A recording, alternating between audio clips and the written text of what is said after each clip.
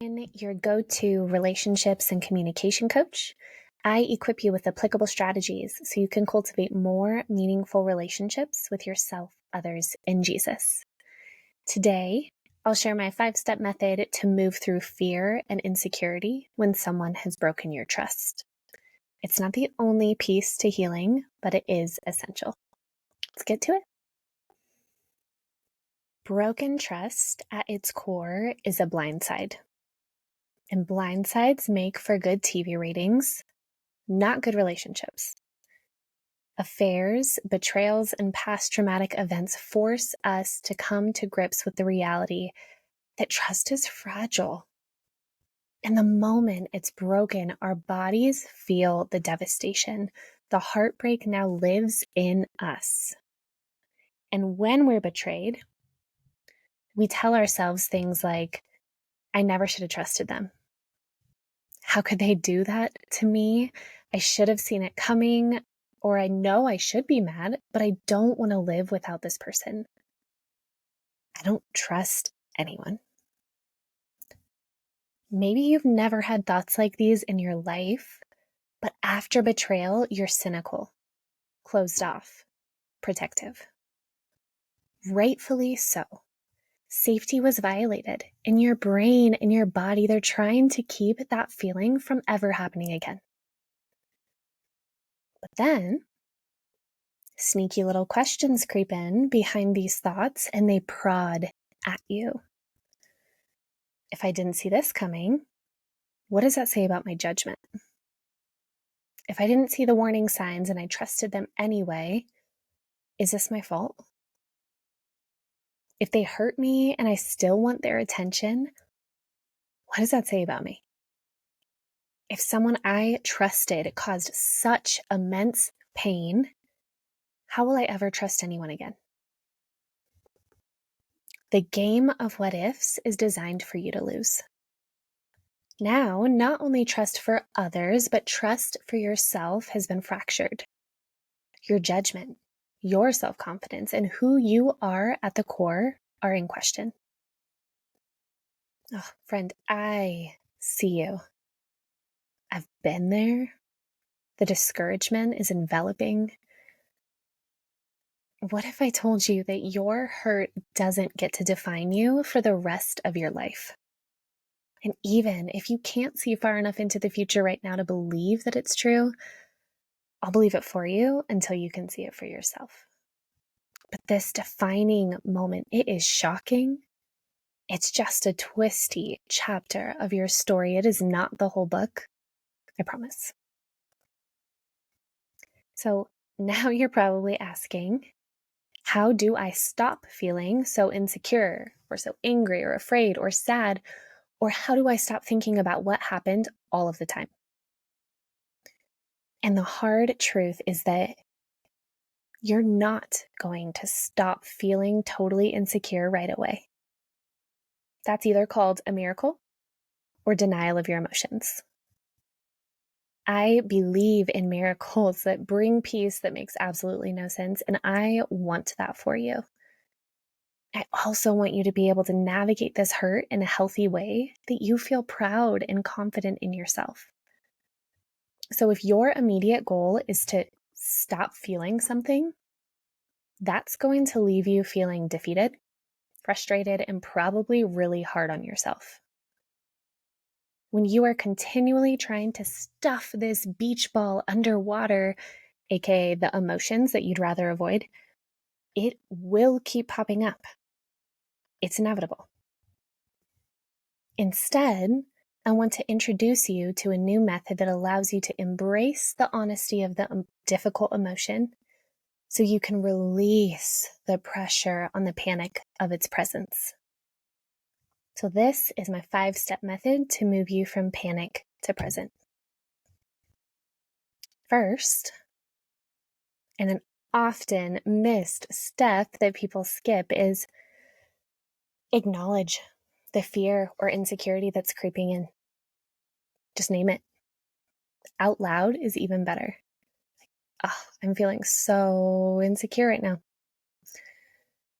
Acknowledging that that trigger exists, it'll set you up to give yourself validation and grace instead of avoiding the hard feeling and stuffing down that beach ball.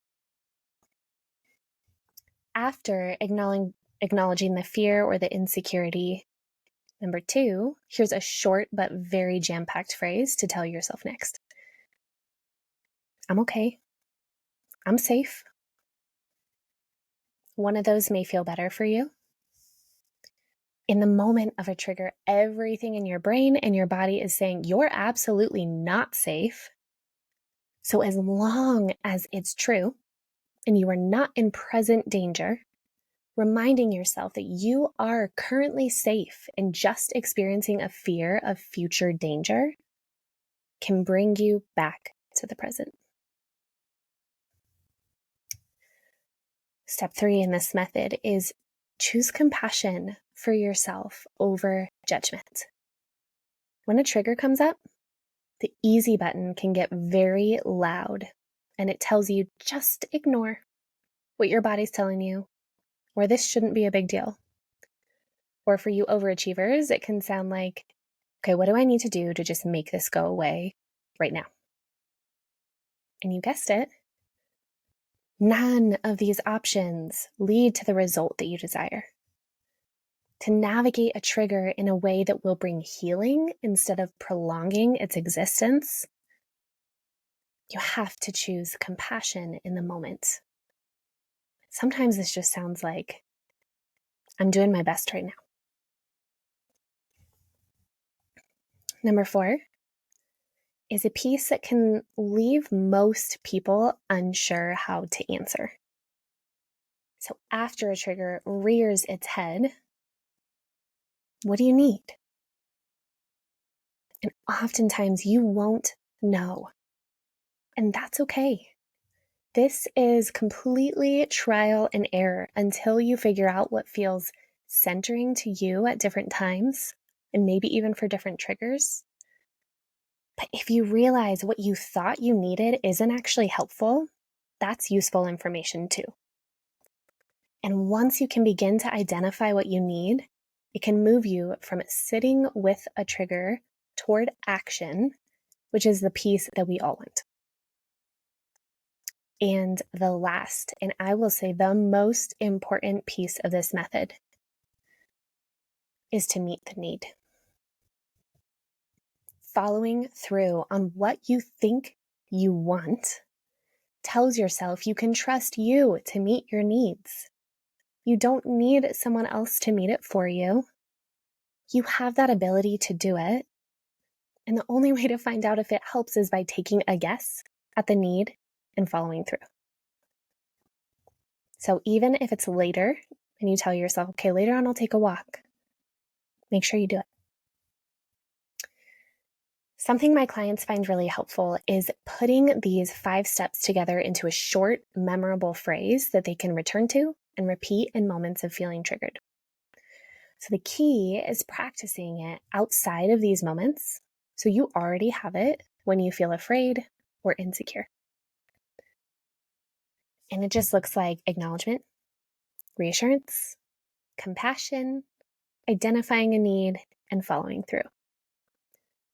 2 examples of this. The first one could be something like, I'm feeling paranoid right now. Okay, I'm safe. I'm safe.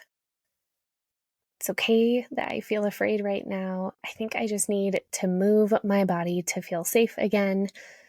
I'm going to get up and walk around the kitchen. Or, okay, yep, that conversation has triggered some insecurity in me. Ooh, wow, that feels so disappointing. I really am okay, but it doesn't feel that way right in this moment. I need some time to be alone, and I'm going to voice that. If you are on the other end of the screen and you are nodding and thinking, yeah, that sounds great, but I could use someone to walk me through this, I get it. The mind battle can be so overwhelming when navigating fear. And that's why I just opened up 4 spots to work with me one-on-one. This is for you if you're ready to gain back your peace of mind and step into the benefits of creating unwavering self-trust. You can book your connection call with me using the link in the show notes. And if you know someone who would love this podcast, please share it with a friend. See you next time.